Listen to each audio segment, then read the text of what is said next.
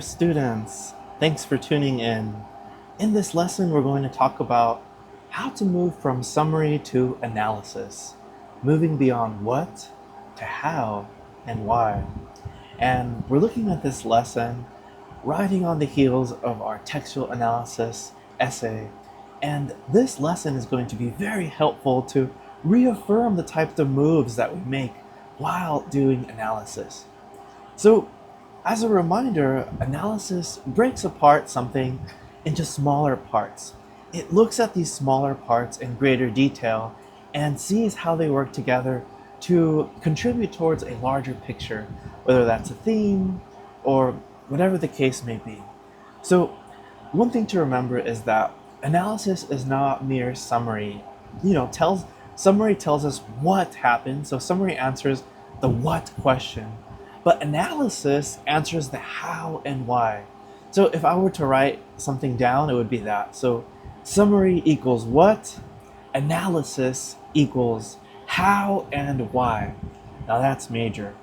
So when doing the work of analysis, some tips, of course, we start off with an actual question where we don't know the answer yet, and we are entering this process of investigation, right? To analyze whatever it is that we are wondering. So, in order to do so, we break the subject into smaller parts. Let's say we're working with literature.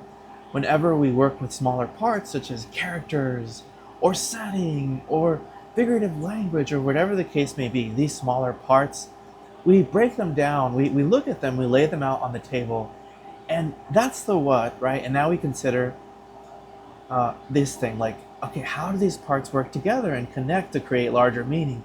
How and why? So first of all, we start with the what. We break apart the smaller parts, like if we're doing literature or something, we're looking at like characters and setting or whatever the smaller parts may be of your subject. And then we answer the how and why question. So how do these work together to create larger meaning, and also why do they do so?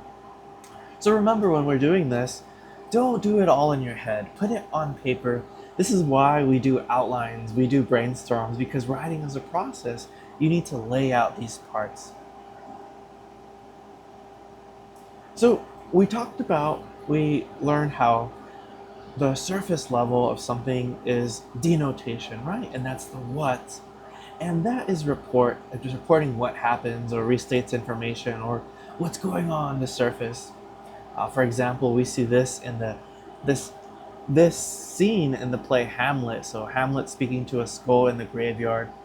But when we move to how and why, the deeper level meaning, right, the connotation, we examine, how these parts work together, and in this case, what it means that Hamlet is speaking to a skull. What is the significance? So how and why it's working towards a larger meaning, a connotation. So for example, if we move from the what, so Hamlet speaking to a skull in the graveyard scene, to the how and why, so Hamlet's interaction with Yorick's skull reveals his evolving understanding of mortality, transforming from intellectual contemplation to visceral acceptance of death's universality. So when we uncover that this moment is Hamlet coming to terms with his own mortality, then we're answering the deeper significance of this scene and moving from what to how and why. So in order to do this, we begin by breaking apart the subject into smaller parts. And if we're doing something like literature, we're looking for things like patterns or contradictions or tensions. So a tension is a place that demonstrates complexity in something. So for example, a setting can be both beautiful and threatening. So these are elements to note. A contradiction could be something like when the title of a text doesn't match its context, it contradicts it. So these are intentional moves by the author because these are places that are rife with where we can break apart to understand a larger meaning, right? A deeper meaning. So we consider, okay, how do parts work together and what larger effect do they create, right? So what tensions or contradictions they emerge, and we're moving from the what to the how and why, right? So why does this pattern matter? What does it reveal about the larger work or issue? and why should readers care? So this is the analysis process, moving from moving from what to how and why. So some examples, sometimes too in literature, the names that the writers choose are intentional. So what do the names mean, and what are their cultural associations?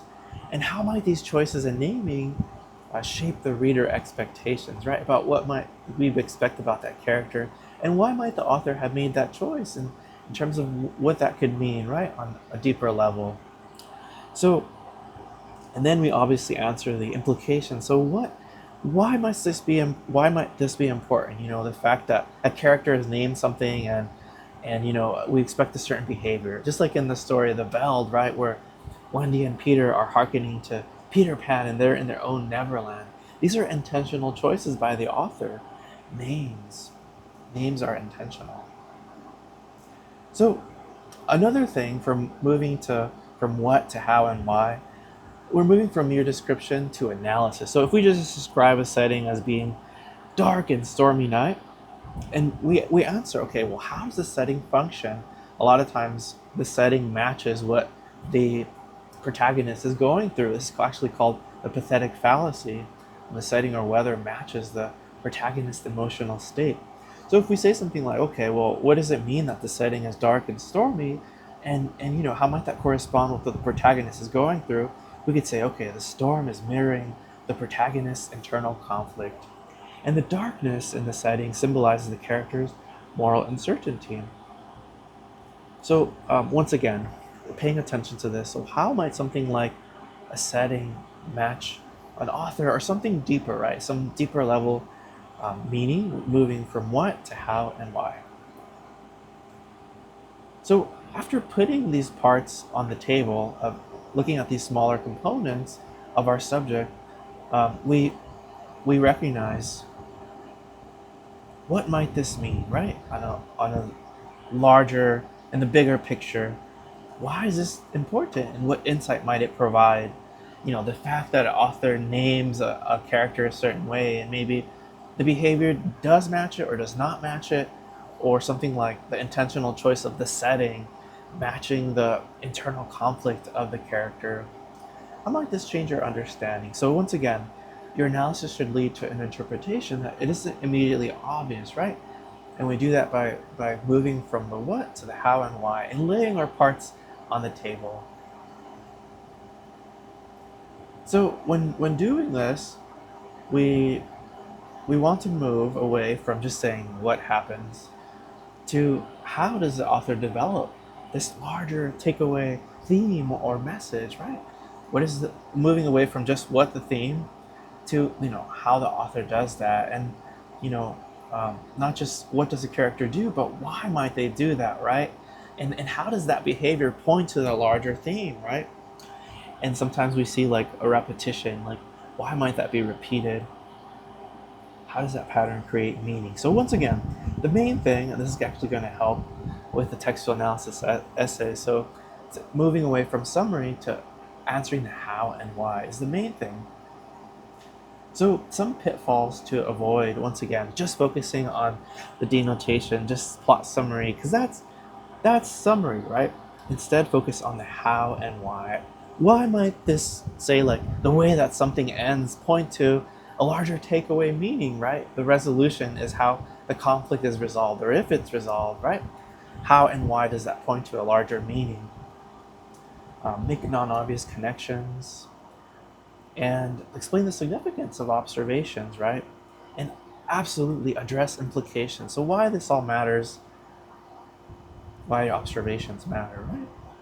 And this observation should lead us to an argument, to a thesis, to a supported interpretation based on what you saw from the text. So, for example, through the recurring imagery of sight and blindness, Shakespeare reveals, so this is the what, and then the how and why, right? Through the recurring imagery of sight and blindness, Shakespeare reveals that true insight often comes from rejecting conventional ways of seeing, suggesting that wisdom requires a willingness to be metaphorically blind to surface appearances. So, once again, arriving at a supported interpretation from our observations is the ultimate goal of analysis, right? So I want you to do this. I want you to check out this Gatorade bottle. It's an advertisement. You can actually make it big if you'd like. So you can just make it big and look at it. And I want you to go to the discussion board and you're going to answer, okay, well, moving from the what to the how and why, right? So start with, okay, well, what is this an ad for? Okay, Gatorade, obviously. And, what is the message of this ad? So you want to start with the what and what are the individual parts that are working together to promote this message and how and why is that working? So how are these individual parts working together to accomplish this larger message and why is that working? Remember to also reply to at least one classmate's response, right? So remember, we want to move beyond just saying the what to moving to the how and why. And write it down. Analysis is a process. That's why we do brainstorms and outlines. How do these parts work together to create this larger meaning or theme, right? So once again, help readers notice something they hadn't before. So I hope that helps. That is our lesson on analysis.